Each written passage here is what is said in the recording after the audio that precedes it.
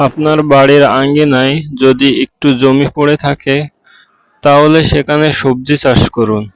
কারণ বাজারের সবজি আর আপনি যে নিজে তৈরি করবেন সেই সবজির স্বাদ কখনোই এক হবে না।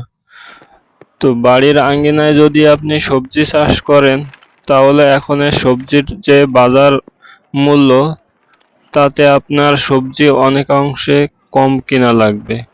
সেক্ষেত্রে আমি সাজেস্ট করব যে আপনি বাড়ির আঙ্গিনায় কিছু সবজি চাষ করুন। সেটা ছাদেও হতে পারে বা আপনার বাড়ির সামনে যদি কিছু জমি পড়ে থাকে তাহলে সেখানেও আপনি করতে পারেন। তেমনিভাবে আমি সবজি চাষ করার জন্য এই যে জঙ্গলটা দেখতেছেন এইখানে আমি পরিষ্কার করব এবং এখানে সবজি চাষ করব।